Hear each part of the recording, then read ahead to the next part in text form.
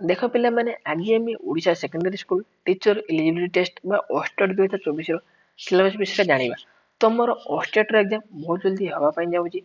और पिला माने मते जानि छारछि कि तुमर एसएसडी रो टीजीटी पोस्ट आसन काली रिलीज होई सारे एवं आगामी दिन रे तुमर एलटीआर एवं आरसीटी रो बहु गुडे वैकेंसी आसी पाई जाउची। ता पय हेले तुमको ओस्टेट नेति क्वालिफाई करिथिबा आवश्यक। ओस्टेट क्वालिफाई करबा हेले तुमको ओस्टेट सिलेबस विषय निहाती जानिबा जरूरी।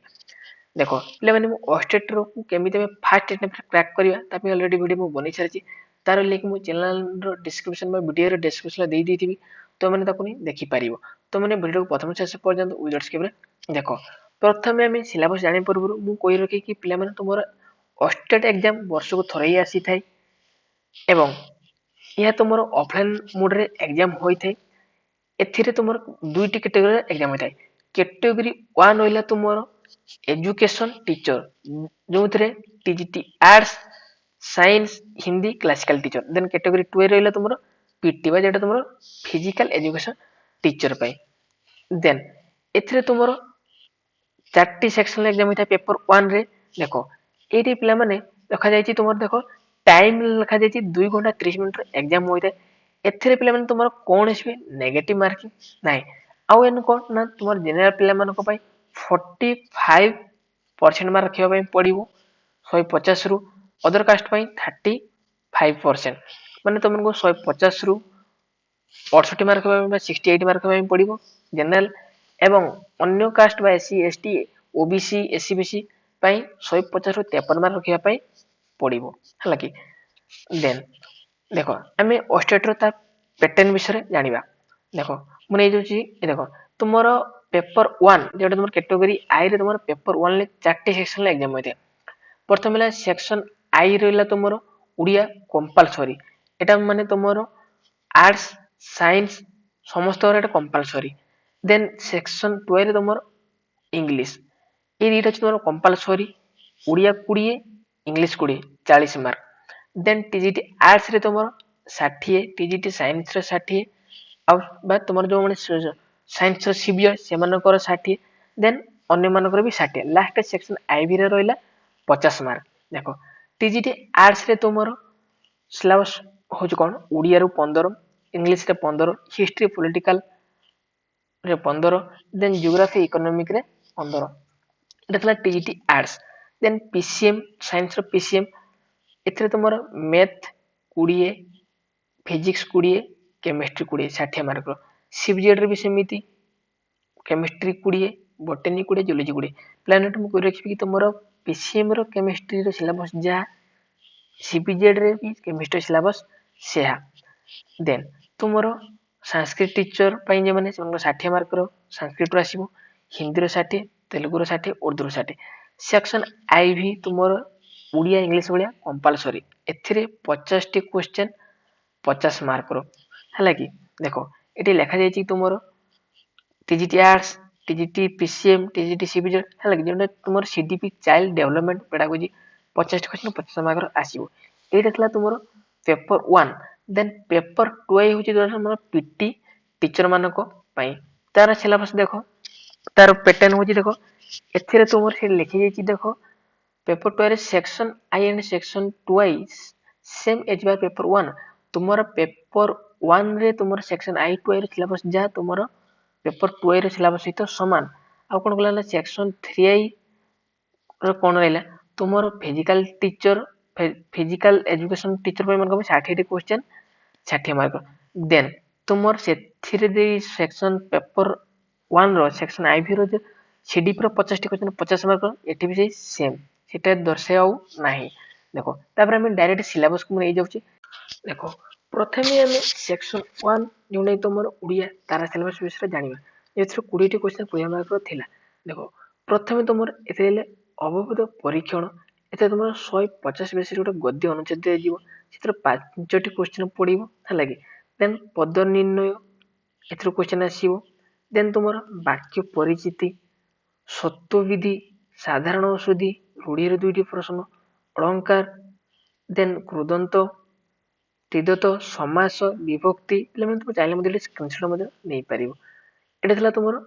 उड़िया देन तुम सेक्शन 2 तुम इंग्लिश रे 20 T question 20 mark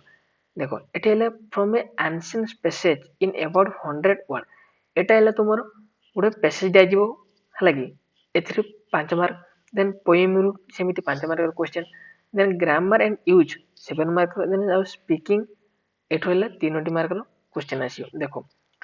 testing in reading comprehension answer question तुमर क्यों लेवल आसियो एठी दिया जाइछि देखो it is testing reading comprehension of poem एठी से लिखा जाइछि ग्रामर एथरो कोन कोन आसियो देखो ना preposition direct indirect speech passive tense identification of error in a sentence phrasal verb cloze pattern punctuation type of sentence spelling agreement of verb with subject एटा थला तुमरो कंपलसरी इंग्लिश रो सिलेबस देन देखो प्रथम में जानिबे कि सेक्शन 3 रे तुमरो science रो syllabus प्रथम अछि तुमरो पीसीएम देखो पीसीएम रो सिलेबस प्रथम फिजिक्स रे देखो मोशन एथिरे तुमरो 3 मार्क रो क्वेश्चन आसीबो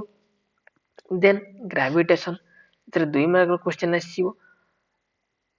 देन तुमरो प्रॉपर्टीज ऑफ मैटर 3 मार्क रो क्वेश्चन आसीबो तुम जेमको नेसेसरी थिबो सेनो दे स्क्रीनशॉट मध्ये करि परिबो देन साउंड 2 मार्क रो ऑप्टिक्स रो क्वेश्चन आसीबो 3 मार्क रो इलेक्ट्रोस्टैटिक 2 मार्क रो देन करंट इलेक्ट्रिसिटी 3 मार्क रो देन हेले इलेक्ट्रोमैग्नेटिक इंडक्शन 2 मार्क रो क्वेश्चन एटा तला तुमरो फिजिक्स रो सिलेबस देन केमिस्ट्री पिला एटा म रखबी कि तुमरो सीपीजेड रो केमिस्ट्री सिलेबस जा तुमरो पीसीएम सिलेबस सेया सेति में तुमरो एटी सीपीजेड रे सिलेबस केमिस्ट्री सिलेबस दिया जाय नै देखो केमिस्ट्री सिलेबस तुमरो 20 मार्क एते तुमरो हला बेसिक कांसेप्ट 2 मार्क रो then states of matter 2 mark रो क्वेश्चन हला गैस लॉ वेल्स लॉ हला कि देन तुमरो स्ट्रक्चर ऑफ एटम 2 मार्क रो क्वेश्चन 4 आइले तुमरो classification and elements and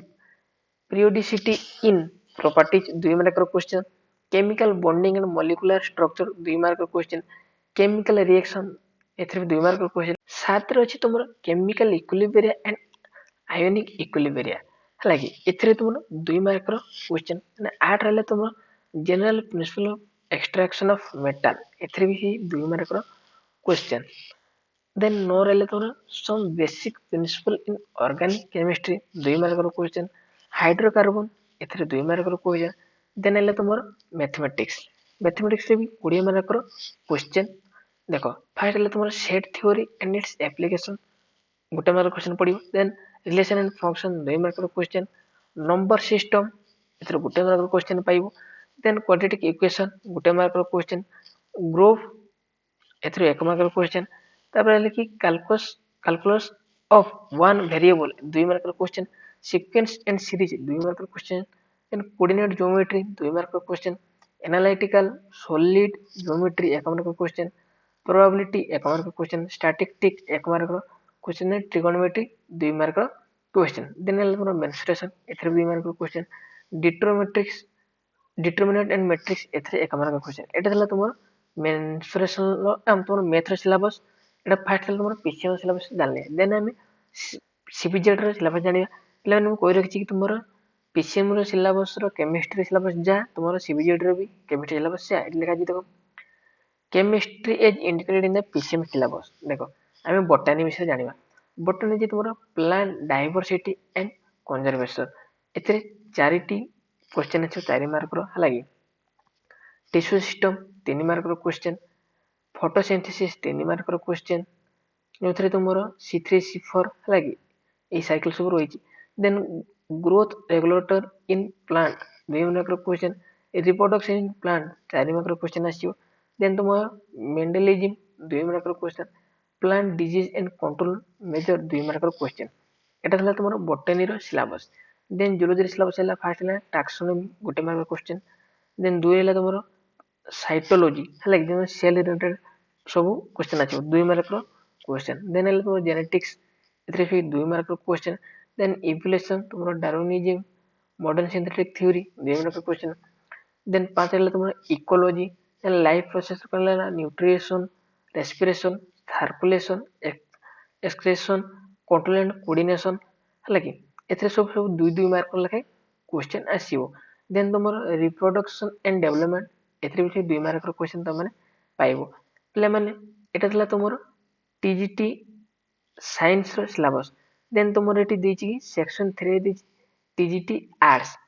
syllabus ଦେଖ ପିଲାମାନେ ତୁମର section 3 ଯୋଉଟା ତୁମର टीजीटी आर्ट्स ର syllabus ମୁଁ ଜଣେଇବି ଏଠି ଯଦି ଦେଖ ତୁମର ଏଥିରେ 60 ଟି କ୍ୱେଶ୍ଚନ 60 ମାର୍କର ଓଡ଼ିଆରୁ 15 ଇଂଲିଶରୁ 15 then history and political science ରୁ 15 and geography and economics ରୁ 15 ମାର୍କର କ୍ୱେଶ୍ଚନ ଆସିବ ଟୋଟାଲ 60 ମାର୍କର କ୍ୱେଶ୍ଚନ ତୁମର टीजीटी आर्ट्स ଦେଖ ଏଠି ଲେଖା ଅଛି ଦେଖ ହିଷ୍ଟ୍ରି ପ୍ଲସ୍ ପଲିଟିକାଲ ସାଇନ୍ସ 15 ମାର୍କର ଏଠି ଦେଖ କଣ ଆଇଲା ତୁମର ନା great rulers of ancient India then ଦୁଇ ରହିଲା ତୁମର development of art and architecture during Maurya age Gupta age ହେଲା କି ଦେନ୍ 3 ରହିଲା ତୁମର development of literature and science in ancient India. 4 ରହିଲା ତୁମର administration during Delhi Sultanate with special reference to Balban. Then 5 ରହିଲା ତୁମର है कि Mughal architecture and painting during the region of Akbar Jahangir 6 ରହିଲା ତୁମର rise of British power in India 1757 1856 ମଧ୍ୟରେ ହେଲା ଦେନ୍ 7 ରହିଲା ତୁମର growth of Indian nationalism then 8 ରହିଲା ତୁମର ଇଣ୍ଡିଆନ ନ୍ୟାସନାଲ ମୁଭମେଣ୍ଟ 1905 ରୁ 1947 ପର୍ଯ୍ୟନ୍ତ then 9 ରହିଲା ତୁମର first world war and Russian revolution 10 ରହିଲା ତୁମର second world war cause and the consequence କହିଛି then political science ଏଥିରେ ତୁମର ଆଇଲା ଫାର୍ଷ୍ଟ ହେଲା silent future of Indian constitution 2 ରେ ଆଇଲା ତୁମର removal and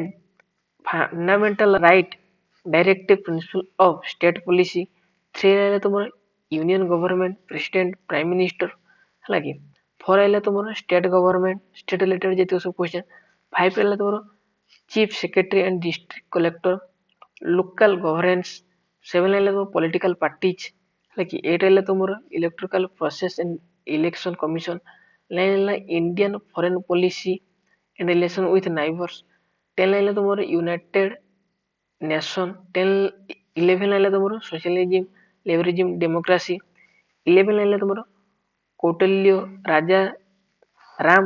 ମୋହନ ରୟ ହେଲା କି ଦେନ୍ ଜିଓଗ୍ରାଫି ଆଣ୍ଡ ଇକୋନୋମିକ ରେ 15 ମାର୍କ ଏଥିରେ ଦେଖ physical geography India then research with special reference to India physical geography 3 ରେ 4 ରହିଲା ତୁମର globe and maps then economics ଦେଖ Indian economy current challenges of Indian economy ହେଲା କି economic development money and banking then ତୁମର emerging concerns of Indian economy ହେଲା କି emerging concern of Indian economy then ତୁମର ସେକ୍ସନ 3 ରେ ତୁମର ଇଂଲିଶ ଏଥିରେ 15 ମାର୍କ ହେଲା କି ଏଥିରେ ତୁମର ଗୋଟେ ଆନସେଣ୍ଟ ପେସେଜ ଏଥିରେ 3 ମାର୍କ ଗୋଟେ ପୋଏମରୁ 3 ମାର୍କ ହେଲା କି ଗ୍ରାମାର ୟୁଜେସ 4 ମାର୍କର question ie preposition direct indirect passive tense phrasal verb cloze conjunction same ହେଲା କି ତୁମର ଯେ କମ୍ପାଲସରି ଇଂଲିଶ ର ସିଲାବସ ଯାହା ଏଠି ସେଇ ସିଲାବସ ପାଖାପାଖି ସମାନ ହେଲା କି ଦେନ୍ ସ୍ପିକିଂ 1 ମାର୍କ ଦେନ୍ ପେଡାଗୋଜି 4 ମାର୍କ ଆଉ କିଛି ଇଏ ନାହିଁ ଦେନ୍ ଓଡ଼ିଆ ତୁମର ଆର୍ଟ୍ସ ପିଲାମାନଙ୍କ ପାଇଁ ଏଥିରେ 15 ମାର୍କର କ୍ୱେଶ୍ଚନ এটা ବି ତୁମର କମ୍ପାଲସରି ସହିତ ପାଖାପାଖି ସମାନ ସେଇ ପେସେଜ ଆସିବ ଅଭିବୃଦ୍ଧ ପରୀକ୍ଷଣ ଲେଖା ଓ ଲେଖକ ପଦ ନିର୍ଣ୍ଣୟ କୃଦନ୍ତ ତିବ୍ଦତ ବାକ୍ୟ ପରିଚିତି ସାଧାରଣ ଅସୁଧି ସନ୍ଧି କାରକ ବିଭକ୍ତ ସମାସ ରୂଢି ଛନ୍ଦ ଅଳଙ୍କାର ଏକପଦୀକରଣ ଏଗୁଡାକ ସବୁ ହେଲା କି ଦେନ୍ ଏଗୁଡାକ ତୁମର ସେକ୍ସନ 3 ର ହିନ୍ଦୀ ସଂସ୍କୃତ ଉର୍ଦୁ ତେଲୁଗୁ ତା ପାଇଁ ମୁଁ ସିଲାବସ କହୁନି ଆମେ ସେକ୍ସନ ଆଇଭି ର ଆମେ ଜାଣିବା ଯେଉଁଟା ତୁମର କମ୍ପାଲସରି ଅଛି ସମସ୍ତଙ୍କ ପାଇଁ ଦେଖ ତେଲୁଗୁଟା ଦେଖ ଏଇଟା ହେଲା ସେକ୍ସନ ଆଇଭି ତୁମର child development and pedagogy school management and evaluation ଏଥିରୁ ଦେଖ ପ୍ରଥମ ହେଲା child development process of growing up first ଅଛି ଗ୍ରୋଥ ଆଣ୍ଡ ଡେଭଲପମେଣ୍ଟ ଦେନ୍ 2 ରେ ଆଇଲା ତୁମର ଥିଓରିଜ ଅଫ ଡେଭଲପମେଣ୍ଟ 3 ରେ ଆଇଲା ତୁମର approaches of understanding the nature of intelligence addressing problem of adolescence learning process ହେଲା କି ଏଥିରେ ହେଲା ତୁମର understanding the learning process 2 ହେଲା ତୁମର organizing learning 3 ହେଲା ତୁମର critical pedagogy 4 ହେଲା ତୁମର addressing classroom diversity then ତୁମର educational school management ଏଥିରେ ଦେଖ educational management school development plan school based management ହେଲା କି then ତୁମର assessing the learner ହେଲା କି performance ବିଷୟରେ ତାହେଲେ ତୁମ assessment and evaluation then ତୁମ assessment and learning तीन लाइन तुम test construction recent development in assessment एगुड़ा सब पे तुम पेपर 2 सिलेबस देती पे यहाँ तुम ओवरऑल पेपर 2 तुम पेपर 1 चार्टे section section I section 2 I section 3 section I भी डिटेल सिलेबस विषय में जानिले तुमको जो वीडियो भल लगी थाए तेज सब्सक्राइब कर और तुम फ्रेंड मान शेयर कर जय जगन्नाथ।